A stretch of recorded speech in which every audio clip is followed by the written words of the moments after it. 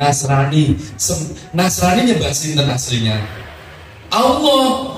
Kalau kita membacanya dari kiri ke kanan, kanan ke kiri nih, ya alif lam lam. Ha, napa niku? Ya alif lam lam ya Allah. Gitu. Kalau mereka bacanya dari kiri ke kanan, ha lam lam ya itu haleluya.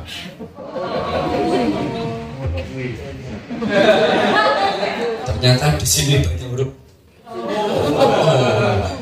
Kalau dipikir namanya sama, Tuhannya sama, cuman mereka mengatakan Tuhan turun ke bumi berubah jadi manusia, netes atau nitis. Maka Nabi Isa begitu diangkat ke langit dijadikan Tuhan. Nabi yang lainnya lagi Zulkifli, Nabi Zulkifli itu Siddhartha Gautama begitu meninggal, dibuat patung disembah. Nabi Ibrahim begitu meninggal disembah oleh orang-orang Hindu, namanya Dewa Brahma. Dewa Brahma itu Ibrahim atau Abraham.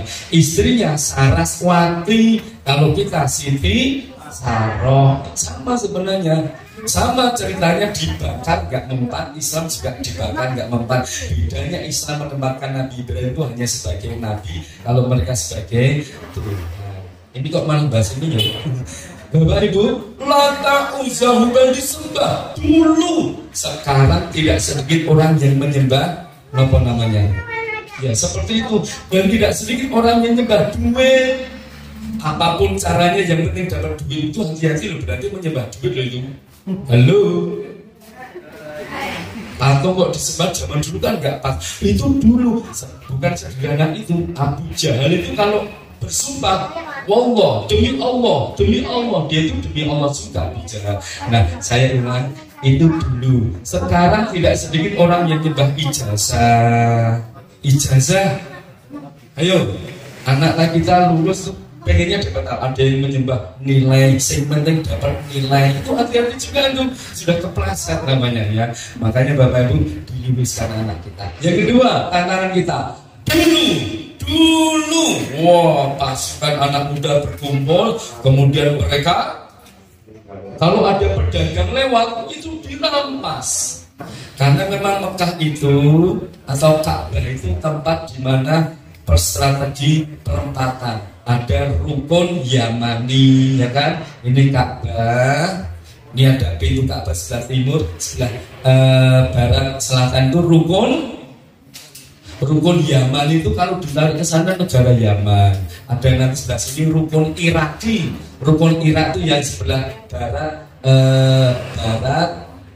utara itu rukun Irak. Kalau ditarik ke sana tuh perempatan tuh nanti negara Irak. Ada lagi rukun Syam. Jadi kalau pintu Ka'bah sebelah utara itu pojok itu namanya rukun Syam. Jadi kalau ditarik negara-negara Syam. Indonesia di mana? Di Multazam ditarik ke timur. Jadi pintu Ka'bah dengan Hajar Aswad ditarik keluar tuh namanya nanti Indonesia. Wah, Indonesia itu di tempat Multazam, luar biasa. Ya, tidak usah tepuk tangan.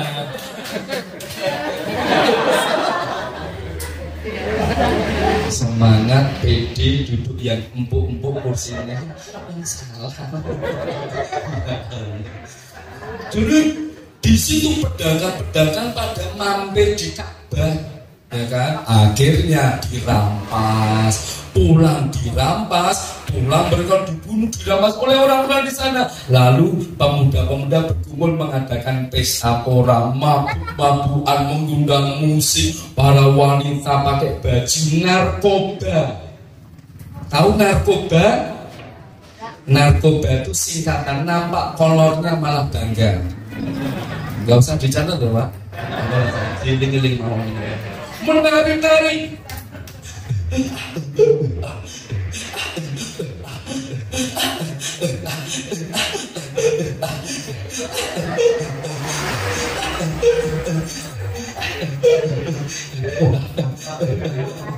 Itu sudah mulai gini. Nyambung yang dangdut nyambung. Ya Allah. Dulu menari-nari buka aurat. Dibanding sekarang kita bandingkan sekarang. Dulu wanita buka aurat, begitu selesai pesta ambil kainnya lagi, ditutup seluruh tubuhnya sampai muka sampai apa kecuali mata, ya kan? Dulu nggak cuma perempuan, laki-laki kalau sudah keluar sudah nutup seluruh sorbannya lalu ditutup begini, ya kan? Kenapa? Bukan karena keimanan, karena kebutuhan yang di Arab banyak debunya, ya kan? Maka ditutup sampai sini, itu loh ya.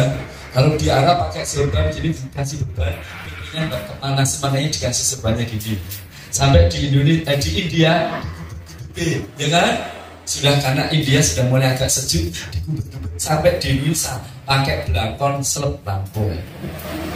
Oh, namanya budaya. Nah, dulu begitu. Sekarang itu ya Allah, wanita buka aurat, gak cuma di tempat kafe, di pesta-pesta, di hotel tempat tertutup, di jalan-jalan mereka buka, ya kan? Tantangan kita loh itu Bapak Ibu. Halo. Padahal ditonton dosa, gak ditonton. Kenapa Bu? Nah, namanya juga tantangan. Tantangan potong kaki, tangan kaki. Ya Allah, ditonton terus nggak ditonton obatin. Saya ini pun berapa? Tonton karena ini punya dalil sambil istighfar. Astagfirullah, la haula wala quwwata Lihat sekarang anak-anak kita Muhammadiyah SMP wanita buka aurat apa nutup aurat, coba nanti di rumah, di jalan atau pulang sekolah gimana? Nah ini menurut saya perlu ada pendekatan tersendiri ya, jangan sampai mereka hanya terkena aturan karena sekolah harus pakai jilbab lagi, tapi bisa masuk dalam jiwa dimanapun berada. Itu tantangan kita Bapak Ibu. Kita jelas kita lihat keadaan anak-anak kita, yuk ketemu di jalan rambutnya kok ketok, namanya sari gosong ya kan, jadi ketok artinya. Nah tantangan berikutnya, dulu orang mabuk-mabukan dulu membuat sendiri, ya kan? Sekarang orang mabuk ngapain buat sendiri? Sudah ada dan sudah resmi. Pak polisi itu kan nulis Pak polisi menyita barang-barang minuman keras itu di warung yang tanpa izin Bapak Ibu. Kalau warung yang berizin nggak mungkin. Contohnya warung yang berizin mana? Hutan-hutan itu berizin. Hotel mana contohnya? Seraton. Hotel Seraton saya pernah masuk di situ, di dalamnya nginep di situ saya. Karena ada teman DPR Malang, teman saya, Ustaz ini kosong ini, saya mau pulang ini, bisa ditempati. Saya menempati di hotel Seraton. Pagi-pagi sarapan satu konter besar itu minuman memabukkan, bukan keras. Kalau minuman keras boleh karena es batu. Minuman keras kan es batu ya. Ini yang memabukkan. Jadi kan kalau naik pesawat turun di Halim Perdana Kusuma,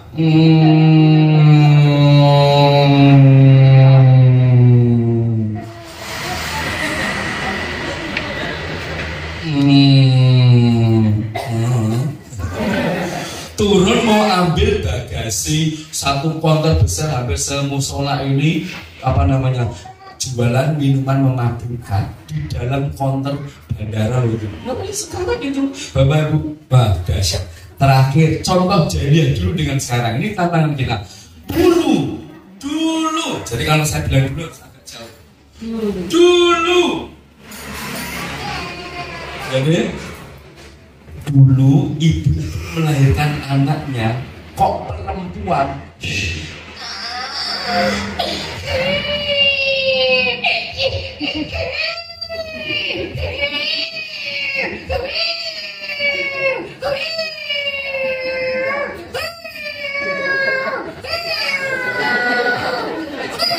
Kenapa?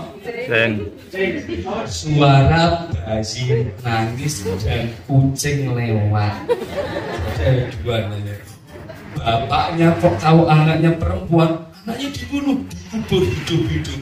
Konon Umar bin Khattab itu sebelum masuk Islam pernah mengubur anak perempuannya. Alasannya kalau anak perempuan nggak bisa dilatih perang, maka zaman Nabi melarang membunuh anak perempuan. Jadi sebenarnya tokoh emansipasi wanita itu siapa? Tokoh emansipasi wanita Nabi Muhammad. Oh nggak boleh membunuh perempuan sejak zaman dulu. Subhanallah. RAKT ini kan baru sekarang ini Raden Ajeng kan dia nulis dan sebagainya. Baik, subhanallah. Dulu begitu. Nah sekarang lebih kejam, nggak tahu laki-laki apa perempuan sudah dibunuh. Betul nggak itu? Namanya apa itu? Aborsi. Kenapa aborsi? Bapak ibunya nggak mau tanggung jawab. Kenapa? Hubungan gelap. Gelap itu tanpa lampu. Ayo kiki nong diong gelap ini gelap. Maka tembang Jawanya, tembung Jawanya gelap itu apa gelap? Peteng. Maka kata kerjanya menjadi kalau itu kalau dipikir mending zaman dulu anak perempuan dibunuh, anaknya masuk surga apa neraka? Surga. Sekarang nggak tahu laki-laki apa perempuan sudah dibunuh, surga atau neraka? Anaknya yang mati itu tadi surga. Sekarang yang paling bahaya anak-anak dibiarkan lahir nggak pernah dikenalkan nilai agama, nggak pernah dikenalkan masjid, neraka kan itu? Lebih bahaya kan itu? Ngeri. Anak sekarang apalagi ya Allah pacaran itu udah ya di pas sekolah ya aja mau nggak mas? Nggak usah mulai ke belakang mas, mulainya ke depan bisa. Tidak ya mas ya, beliau katakan tidak. Oh tidak, menolak. Ini fokusnya bukan Nabi Ibrahim, saya ingin fokus pada Siti Saroh. Ibu siap punya cita-cita ingin menciptakan anak soleh-solehah, generasi yang hebat, yang tangguh kayak Ismail.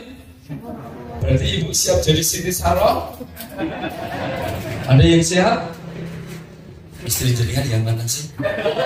Mau saya tanya. Bu, anakku gimana? Nanti pulang langsung saling marah. Saya membayangkan betapa Siti Saroh itu hebatnya luar biasa, pengorbanannya luar biasa di atas istri kepala sekolah. Gitu? Luar biasa. Kamu satu-satunya harta yang paling dicintai lah kok diberikan dalam tanda petik ya diberikan orang lain, kan luar biasa. Itu namanya dia sudah menerapkan teori 1 dibagi kosong sama dengan tak terhingga. Kosongkan hatimu, tunduk patuh yang satu. Bahasa Arabnya la ilaha illallah. La ilaha tidak ada Tuhan, berarti nol. Illallah kecuali Allah. Kosongkan hatimu, tunduk pada Allah, maka kau diberikan rezeki dengan jalan tak terhingga, di luar nalar. Karena Siti Saroh sudah pasrah pada Allah. Harta yang paling dicintai adalah suaminya, diserahkan, dipasrahkan pada Allah, maka beliau dapat rezeki, yaitu Ishaq. Nabi Ishaq, yang dari Nabi Ishaq turun nabi-nabi, hampir semuanya nabi itu dari keturunan Ishaq, turun lagi Yakub, Ayub dan sebagainya sampai ke bawah Bani Israel sampai Nabi Isa dan sebagainya. Maka orang Kristen tidak mau mengakui Nabi Muhammad sebagai nabi. Kenapa? Bukan keturunan dari Ishaq, tapi keturunan langsung dari Ismail, turun luar biasanya. Kekhawatiran tentang generasi penerus dijawab Allah dengan dari Nabi Ishaq melahirkan generasi luar biasa. Ibu siap jadi seperti Siti Saroh? Saya ulang pertanyaan, siap membuatkan?